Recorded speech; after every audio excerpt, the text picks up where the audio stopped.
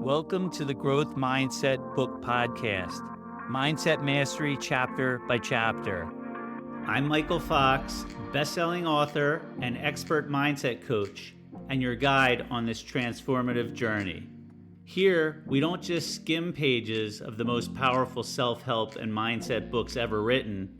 We dive deep, sometimes just a few paragraphs at a time, to truly understand and apply their life-changing principles.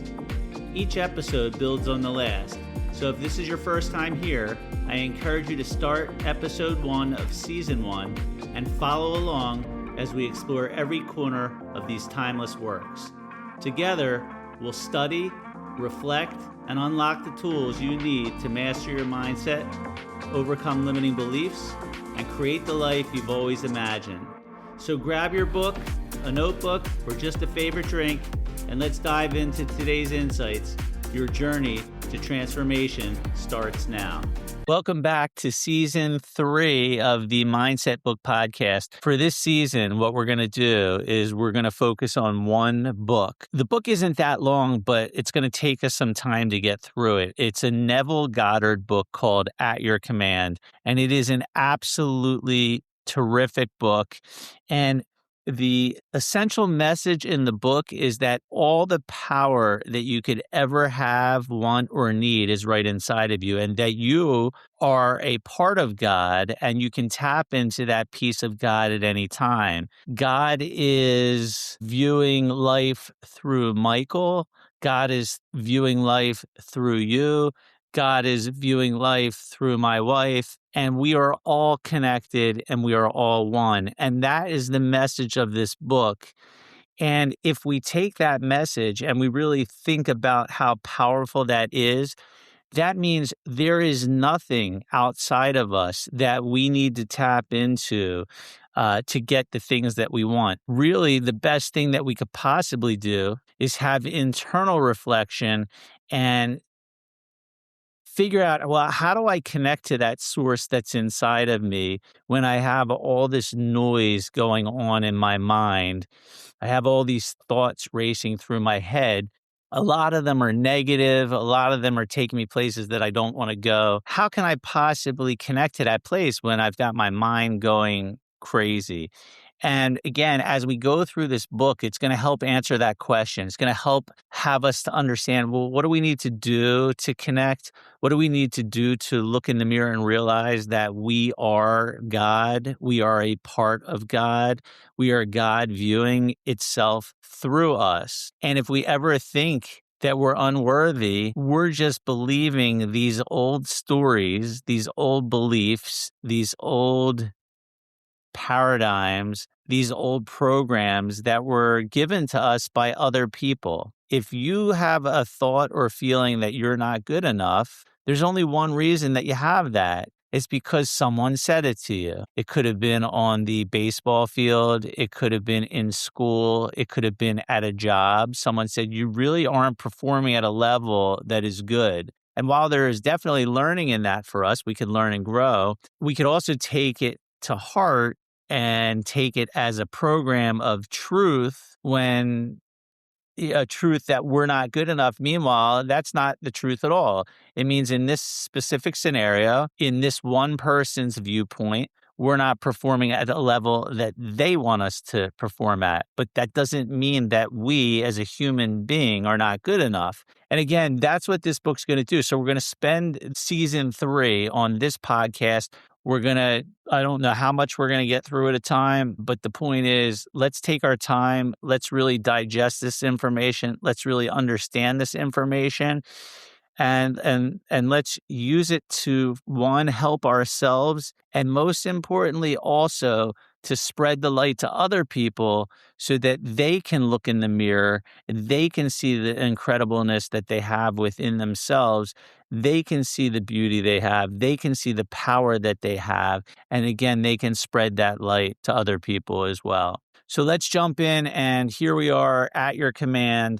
The very first sentence says, can a man decree a thing and have it come to pass? What does that mean? It means when you or I say something, can the power of our voice make it come and make it actually happen? Well, if you look at the Bible, whether you believe in the Bible or not, I'm just using this as an example. The very first line of the Bible is, "And God said, let there be light, and there was light." God spoke the world into existence. We have a very powerful voice inside, and our voice has the ability to create. If we are a part of God, that would mean that the words that we speak are just as powerful and actually can create. Unfortunately, a lot of time we can use it in the wrong way. We can use it to get things that we don't want in our life. Let's continue.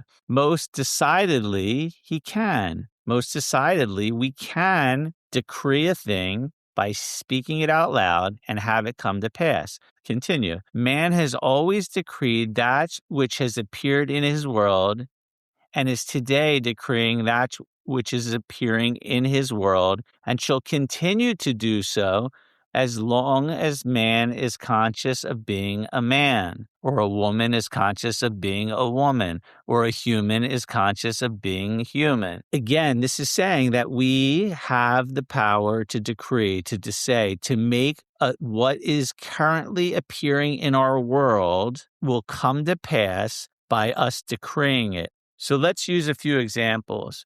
I'm watching social media and I'm seeing some really negative stories about politics, about a specific state and the way it's being governed. And I say out loud, this world is a terrible place. Am I creating my reality in that moment? In other words, if there's 3 people, I'm one of them, and I say this world is a crazy place. And then you have another person that says, this world is a beautiful place. And what they focus on is their friends, their family, good deeds that they do for one another, some good things that are happening in the world. There are 2 people in the exact same room viewing the world in 2 totally different ways. And the only difference is, what are they thinking and speaking out loud? What are they choosing to focus on? The way we can know what we're focused on is by the words that we speak and the thoughts that we think. They are clearly going to tell us, are we focused on something positive or are we focused on something negative? And it's a choice. And we have that choice every single day. Are we perfect? No. We're going to make mistakes. We're going to focus on negative. But if we have awareness is a beautiful thing. Awareness is you can realize at any point, at any time, suddenly, hey, wait, my mind is focused on the negative. I'm making a conscious decision right now to turn off the social media, to close it out. And I'm going to focus on some of the good things. Like, what are some of the things that I'm grateful for in my life? Well, I'm grateful for my family. I'm grateful for my friends. I'm grateful that I'm able to breathe. I'm grateful for my eyesight, my vision. I'm grateful for all these incredible things. And I can choose to focus on that gratitude, or I can choose to focus on the negative. That is a choice. But again, the way that we know what we're focused on is if we listen to a person speak, it's going to clearly tell us whether they're focusing on negative or positive based on the words that they're speaking. So when you're with a friend or with a family member or with a boss or with a colleague, you can tell everything about what's going on in their mind by just listening to the words that they speak. If you think about the person that decrees, nothing ever works out in my life, and everyone knows that person, everyone knows someone like that all they're doing is complaining, blaming, making excuses, focusing on the negative. What is their life like on a consistent basis? And we know the answer. Their life is crappy. And that's because all they're doing is focusing on the negative. They're thinking about the negative. They're speaking the negative, and they're decreeing. Just like it says here, can a man decree a thing and have it come to pass? They're decreeing what their world is going to be like. So we are the ones that have the power. If you're looking outside of yourself for things to get better, for the world to change, the world is a reflection of what is going on inside of us. It's not a good thing. It's not a bad thing. It's a fact. So if we don't like our outside results, if we don't like what we're watching and what we're seeing unfold outside of us, that's telling us we need to change internally. We need to change our focus. We need to change our thoughts. We need to change the words that we're speaking. We need to change what we're focusing on, and how disciplined are we in our approach. Because if we're disciplined in our focus, and if we think things that are positive rather than negative. And I'm not saying be inauthentic. You can be totally authentic and be grateful for your life. And if you're just authentic and grateful for your life, and you focus on all the things that you can be grateful for, well, that's not being inauthentic at all. That's not ignoring the world. It's saying, I know the world is this way. I know there's negative things going on out there, but my choice is to focus in on the positive, to focus in on all the things that are actually happening that are good, to focus on the things that I'm grateful for. Now, we've only gotten through a few lines of the book, but this is all really important stuff, because as we read through this, what we want to see is that you and I, are responsible for our lives. We have to take 100% responsibility. We have to take blame off of everything else and look in the mirror and say, what can I do to make my world a good place? And again, it's going to all come through what we're going to read. So let's continue on. Not one thing has ever appeared in a man's world, but the man decreed that it should. So whatever you're experiencing in your life right now, if you're experiencing a lack of money, if you're experiencing a bad relationship, it's because you have said out loud, you've decreed it. I'm in a bad relationship. Why do these types of relationships always find me? I can never find a decent man or woman. Those are things that are said by people who are struggling in a relationship, because if you're in a relationship and you don't like it, you can take 100% responsibility and end that relationship. Or you could go and you can go to therapy and try to work it out. There are things that you can do to make it better. Now, if your partner isn't willing to do that, no worries. Then end the relationship and move on, because what's the purpose of staying in a world that you don't want to stay in?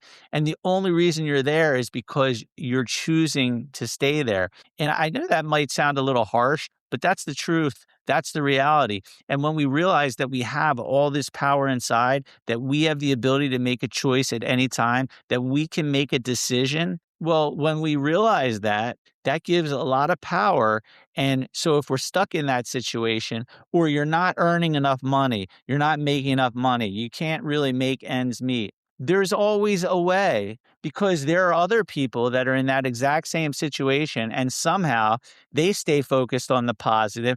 They speak to other people. They look for different opportunities. They try different things. They may not always succeed, but ultimately they do, because they don't give up and they're not willing to stay in this world that they're currently living in. And the reason that they're not going to stay there is because they're taking responsibility and they're saying, I don't like what I'm in right now. I'm not going to sit for the next day, month, hour, year, focusing in on all the negativity and constantly telling my friends and constantly telling my family member about all the negativity in my life. Instead, I'm going to take my internal thoughts, my internal words that I speak to myself, my internal focus, and I'm going to change what I've been focusing on and move it to a place where it's going to actually help me get the things that I want. So again, ask yourself this question. Do you have the ability to make a change in your life anytime? And the answer is yes, because if you look at your life and you look at struggles that you've had in your life, hasn't there been one day, one moment where you finally made the decision and said, like, that relationship's over. I'm done. I'm finally going to leave this job. It was a decision that was made in a moment, because your thoughts finally got to a place where you couldn't take it and you said, that's it, I'm done. You can say I'm done at any time. And when I say I'm done, it doesn't mean to give up. It just means that I am done living in this situation that I don't like. I'm going to take control. I'm going to make a decision. And I'm going to say it is time for me to actually get out of this and to start taking control of my life. And we're going to see it in this book as we move forward, how you are so powerful that you, me, all of us, we're so powerful. We don't give ourselves credit for being a piece of God. Like if you knew for a fact that God is living inside of you and you are a piece of God, you are God, right? We're all connected. So if we're all God, it means God is viewing, again, me through, God's being Michael, he's being Joe, he's being Jennifer. And we're all experiencing each other, but we're experiencing really one and the same. We're all God. We're all a part of him. And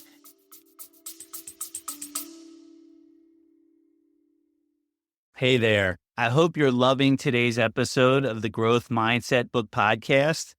If this show has been inspiring you or bringing value to your life, I'd love your support to keep it going strong.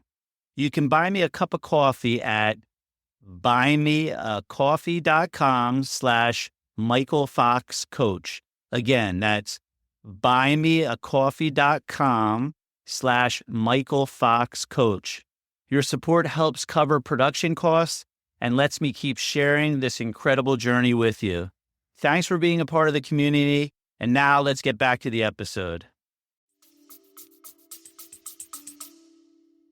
When we realize we have that power, we realize we are a part of God, it can give us the ability to create, because God is a creator and you are a creator and I'm a creator, and we can create the life that we want.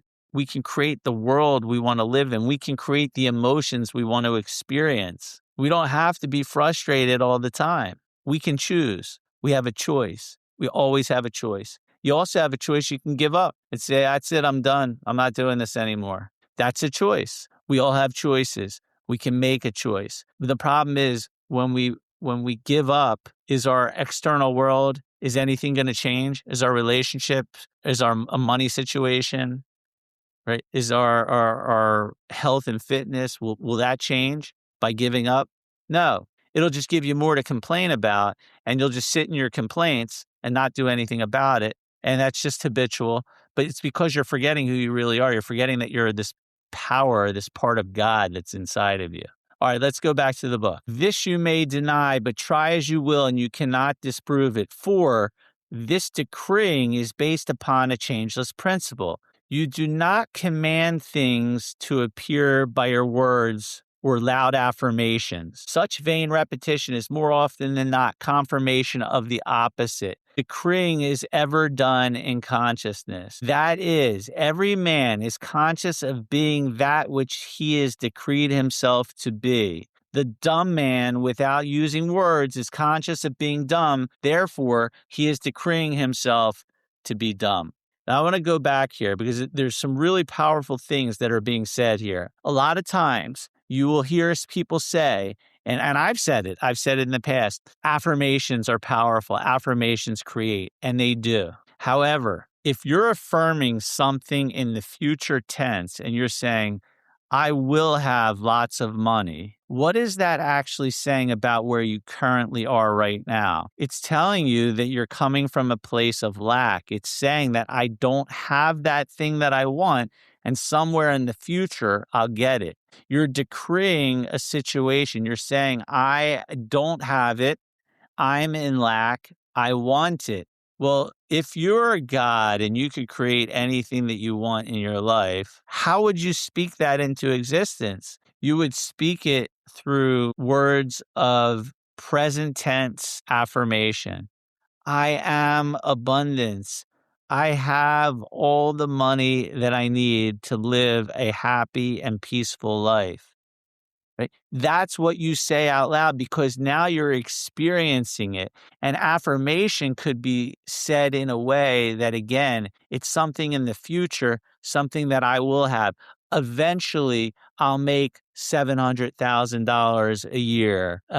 I am going to make $500,000 a year. I'm going to make $4 million a year. No, that's future speaking. That is coming from a place of lack. I have abundance, and the abundance increases daily, and I am earning $4 million a year. Now, that may not be true in the moment, but it needs to be true in your mind first. We have to create what we want to create in our mind first. We have to plant the seeds in our mind first. If someone is a gold medal winner, if someone is a championship basketball player, they won the NBA championship, do you think they're planting the seed in their head of winning that championship way before they actually win it? Do you think the gold medal winner is visualizing themselves winning that gold way before they do it? But they're not envisioning themselves one day doing it.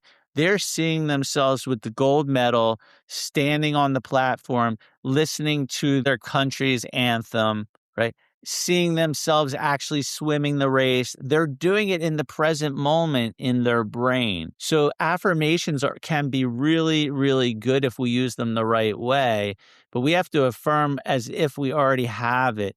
And we have to feel the feelings that we would if we already had it. For example, the gold medalist, if you won the gold medal, how would you feel? You would feel really strong. You would feel freedom and peace and happiness.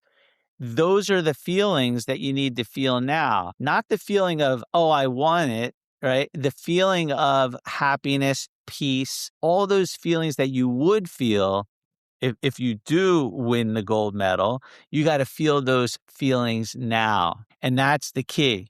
Does that make sense? Okay, let's continue on. Therefore, he is decreeing himself to be dumb. When the Bible is read in this light, you will find it to be the greatest scientific book ever written. Instead of looking upon the Bible as a historical record of ancient civilization or the biography of unusual life of Jesus, and again, let me just pause for 1 second. He's talking about Jesus. You can talk about whatever historical record you're looking at. But if you read the text as if you are that power, you're going to see it in a very different light than you're going to see it by just reading it as a historical event. That's what they're saying. So don't get caught up in the fact that I'm using the word Jesus. If that's not your religion, use whatever word you want. That's the word that he wrote here, and that's the word I'm reading. So again, don't get caught up.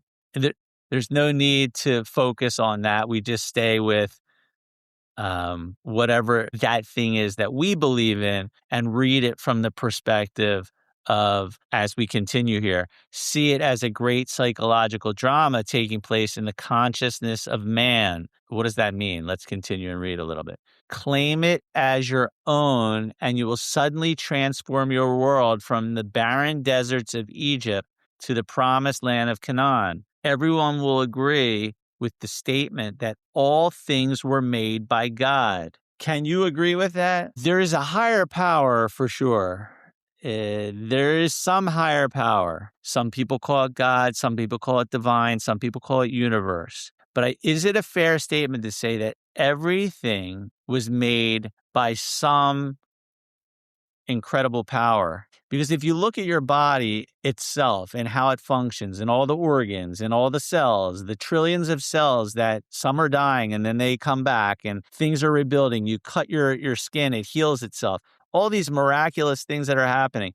You go to sleep at night, you're breathing. You're able to breathe the whole night without thinking about it. It just happens automatically. These incredible systems in our body, digestion, we have our heart beating, blood flowing through our body. We can easily take that for granted. There is a higher power that has created this. How in the world is our heart beating without us doing anything? What is causing the heart to actually beat? If you can explain that to me and really make a lot of sense, I'm sure there's someone out there that can, but let's be real. How does the heart just suddenly stop beating? How do these cells suddenly start dying? There's something else going on. There's a higher power that's here, and that higher power is actually within us. And that higher power never dies, and that higher power moves on. I've seen thousands of near-death experiences where everyone explains the same thing. that when they passed away, they saw themselves above their body. They were able to describe everything, even though their eyes were taped shut and they're in their hospital room. And they say that they felt this most incredible love, a love they've never felt before, power they've never felt before. Yet that's proof. This is proof. This is proof. There is something outside of us, and it is us. And we're going back to the oneness, the love. Yeah, everyone describes not being in your body. There's such a sense of love and acceptance that they've never, ever experienced here on earth. Even if they felt loved and if they felt cared about, they've never experienced it to the level that they're experiencing it. So let's agree for reading this book that all things are made by God. And without God, there is nothing made. I'm going back to the book. Without God, there is nothing made that is made. But what man does not agree upon is the identity of God. All the churches and priesthoods of the world disagree as to the identity of the true nature of God. Bible proves beyond a shadow of a doubt that Moses and the prophets were in 100% accord as to the identity and nature of God. And Jesus' life and teachings are in agreement with the findings of the prophets of old. I'm going to read this now. This is really powerful. Moses discovered God to be man's awareness of being. Moses discovered God to be man's awareness of being when he declared these little understood words, I am hath sent me unto you. David sang in his Psalms, be still and know that I am God. Isaiah declared, I am the Lord and there is none else. There is no God beside me. I girded thee, though thou hast not known me. I form the light and create darkness. I make peace and create evil. I, the Lord, do all these things. Now here, listen to this. The awareness of being as God is stated 100 times in the New Testament. To name but a few, I am the shepherd. I am the door. I am the resurrection. I am life. I am the way. I am the Alpha. I am the Omega. I am the beginning. I am the end. And again, whom do you say that I am? It is not stated that I, Jesus, as the door, I, Jesus, as the way. Whom do you say that I, Jesus, am? It is clearly stated, I am the way. The awareness of being is the door through which the manifestations of life pass into this world of form. All right, let's just digest this, right? Because this is a lot that is being said. But ultimately, what they're saying is the discovery of the kingdom of God is within me, that you are God. You are the one with all the power. You speak your world into existence. You think your world into existence. You have that power. You can use that power, but unfortunately, what most people do is they're using the programming that has occurred in their life to make them forget the power that they truly have. They believe I'm not good enough. They believe I'm not worthy. They believe I am not whatever you want to fill it in with. But it's all these negative beliefs. And every single one of those negative beliefs came from someone who told us that we aren't good enough. We didn't get born into this world and have that belief. So we're going to pause here because we've hit a lot of information and we hit it pretty quickly. But let's pause here. And I think that the takeaway from today is just being aware of this awareness that's inside of us. When we use the word I am was used to reference God so many times throughout the Bible. I am that I am. Right? I am that I am. I am that I am says you are everything. We are all one. We are all God. The person that you don't like, the person that you judge, all those people are just a reflection of what we truly are, which is God. And they're reflecting it back to us. And it's there for us to learn, to grow, understand, to exude unconditional love, even for the people that we would really rather judge. Maybe it's all a test for us to just really realize that we're all one and the same, that the core essence of who we are is love, that all anyone ever really wants is to experience and feel that love. And we create these masks and we believe these negative beliefs that tell us that we're something that we're not. And we believe that.